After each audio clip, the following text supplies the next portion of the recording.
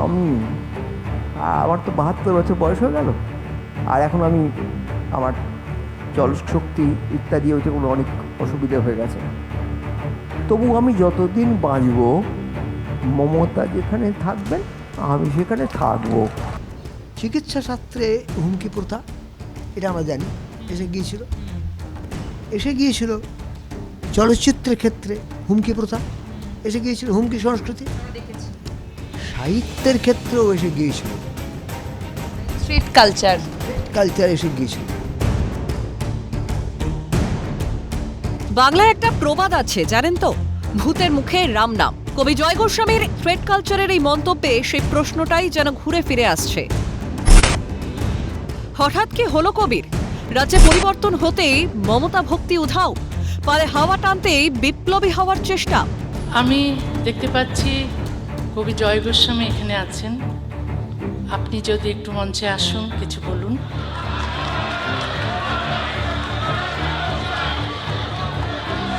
কিন্তু তার আগে জানতে হবে কোন প্রেক্ষাপটের কারণে কবির এই খেদোক্তি। 2 দশক পর কলকাতায় প্রত্যাবর্তন লেখিকা তসলিমা নাসরিনের। শনিবার রবীন্দ্র সদনে তসলিমার সংবর্ধনা সভায় ভিড় হয় বহু মানুষের। এই সভাতেই কবি জয় গোস্বামীকে নিয়ে বাঁধে বিপত্তি। সতীর্থ কবিকে এদিন মঞ্চে আমন্ত্রণ জানিয়েছিলেন তসলিমা, কিন্তু কবির মঞ্চের উদ্দেশ্যে যাওয়ার পথেই ধেয়ে এলো দর্শকদের একাংশের আপত্তি। শুরু হলো শোরগোল। শেষমেশ মঞ্চে না গিয়ে দর্শক আসনেই ফিরে আসতে হয় একসময়ের মমতা ঘনিষ্ঠ কবি জয় গোস্বামীকে। শ্রদ্ধেয় বাংলার খুব বিখ্যাত মানুষ এবং বিখ্যাত কবি শ্রদ্ধেয় জয় গোস্বামীদা, তিনি আমাদের এখানে। জয়দা, আপনি বসে বলুন প্লিজ, না বসে বলুন। এই ঘটনায় হতচকিত হয়ে পড়েন লেখিকা তসলিমা। কবির প্রতি দর্শকদের বিরূপ মনোভাব, অপমানে ব্যথিত, লজ্জা সাফ জানান দ্বিখণ্ডিতর স্রষ্টা তসলিমা। আমার খারাপ লেগেছিল, কারণ ওটা তো শুধু জয়কে অপমান করা হয়নি, আমাকেও অপমান করা হয়েছে। কারণ আমি তো জয়কে ডেকেছিলাম, যে ভাষণ ছিল সেখানে তো আমি বাক স্বাধীনতার কথাই বলেছিলাম, যে আমাদের ভিন্ন মত থাকতে পারে কিন্তু সবাইকে কথা বলতে দিতে হবে। যারা আমার কথা পছন্দ করেছিলেন তাদের মধ্যেই কি তারা ছিলেন যারা জয় গোস্বামীকে মঞ্চে উঠতে দেননি? সতীর্থের প্রতি অপমানজনক আচরণে 20 বছর পর বাংলায় ফের তসলিমা কষ্ট পেয়েছিলেন ঠিক, কিন্তু কোন কারণে বাংলার মানুষ সেদিন কবি জয় গোস্বামীকে প্রত্যাখ্যান করেছিলেন তা হয়তো তিনি জানতেন না, জানার কথাও নয়। গত মার্চেই ধর্মতলায় মমতার ধর্ণা মঞ্চে প্রাক্তন মুখ্যমন্ত্রীকে নিয়ে মধুমিশ্রিত বাণী ঝরে পড়েছিল তার কণ্ঠে। সেই দিন তো কবির মুখে প্রতিবাদের স্বর শোনা যায়নি। মমতার কাছের মানুষ হওয়ার সুযোগ নিয়েও তো তসলিমাকে রাজ্যে ফিরিয়ে আনতে পারেননি। তাই তসলিমার প্রত্যাবর্তনের মঞ্চে এই কবিকে মেনে নিতে পারেননি বাংলার শুভবুদ্ধি সম্পন্ন মানুষ। আর তাই যা হওয়ার তাই হয়েছে। এই ঘটনার পরদিনই তার মুখে সাহিত্যিক থ্রেড কালচারের প্রসঙ্গ। কিন্তু আর্চি করে থ্রেড কালচারের জন্য কাদম্বিনীর মৃত্যু হলেও মুখে টু শব্দ করেননি জনপ্রিয় এই কবি। এমনকি শিক্ষা দুর্নীতির পরেও কলমের কালি খরচ করতে দেখা যায়নি এই কবিকে। আসলে তিনি তো তখন মমতার পাশে ছিলেন, সেই কারণেই হয়তো মেরুদণ্ডের ভার বুঝতে পারেননি।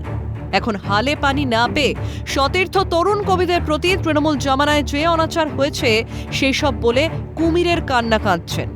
আমি দেখলাম অল্প বয়সী ছেলেমেয়েরা, তাদের লেখা আটকে দেওয়া হচ্ছে। দেখলাম তারা কে কোথায় কখন যাচ্ছে, কোন প্রকাশককে তারা বই দেবে, তারা কোন পত্রিকায় লিখবে, এই সবগুলো নিয়ন্ত্রণ করা হচ্ছে এবং তারা ভয় পাচ্ছে, সেই ভয়ের শিকার হচ্ছে তারা। রাজ্যে পালা বদলের পরেই মধুমাস শেষ হয়ে গিয়েছে কিছু মানুষের, বলা ভালো কিছু মমতা ঘনিষ্ঠের। সেই কারণেই এখন নিজেদের অস্তিত্ব রাখার লড়াই চালিয়ে যাচ্ছেন তারা। সেই তালিকায় কবি জয় গোস্বামী পড়েন কিনা আমাদের জানা নেই, তবে থ্রেড কালচারের প্রসঙ্গ মে মাসের আগে বললেই হয়তো রাজ্যবাসী খুশি হতো। শনিবারের অনভিপ্রেত ঘটনা হয়তো এড়ানো যেত। এই প্রসঙ্গে শিক্ষাবিদ পবিত্র সরকার বলেন, জয় এই কথা 3 বছর আগে বললে রাজ্যবাসীর সম্মান পেতেন। জয় নরম মনের মানুষ, জয় খুব ভালো কবি, এতে কোনো সন্দেহ নেই। ফলে জয় যদি 3 বছর আগে বলতো তাহলে আমাদের চোখে মানে সাধারণ মানুষের চোখে জয়ের সম্মানটা আরও বাড়ত। কিন্তু যে কারণেই হোক ও নরম মনের মানুষ বলে এই কথাটাকেই আরও অন্যভাবে নিষ্ঠুরভাবে বলা যেতে পারে। আমি সেটা বলছি না, কারণ আমি জয়ের কবিত্ব সম্বন্ধে আমার শ্রদ্ধা আছে, মানুষটি সম্বন্ধে আমার ভালোবাসা আছে। ফলে আগে বললে হয়তো সেদিন রবীন্দ্র সদনে ওকে এই অসম্মানটা করতো না। কার্যত একই কথা শোনা গিয়েছে রাজ্যের পঞ্চায়েত মন্ত্রী দিলীপ ঘোষের গলাতেও। এখন বলছেন থ্রেট কালচার, আগে বলেননি কেন? প্রশ্ন তুললেন দিলীপ। এখন মনে হচ্ছে থ্রেট কালচার, মনে মনে বলছেন, তখন তো বলেননি কোনো যে তোমাকে থ্রেট করা হয়েছে। হয়তো হয়েছে কালচারে, কিন্তু কেন বলেননি, কেন মুখ খোলেননি? আজকে পাবলিক যখন হুটিং করছে তখন বলছেন। এতদিন তো ওদের সঙ্গেই ছিলেন, চুপও ছিলেন, না প্রতিবাদ করেছেন না কিছু করেছেন, কেন ওনাকে থ্রেট করবে? আরজি করের যে আন্দোলন হয়েছে তাতে গেছেন ওনারা? এটা তো কোনো রাজনৈতিক আন্দোলন ছিল না, এটি মেয়ের হত্যার প্রতিবাদে সমাজের প্রতিবাদ ছিল। তাকে তো অংশগ্রহণ করতে দেখিনি এই লোকগুলোকে। তো আজকে পরিস্থিতি খারাপ, মানুষ জিজ্ঞেস করছে যে আপনি কোথায় ছিলেন, দোষের কী আছে?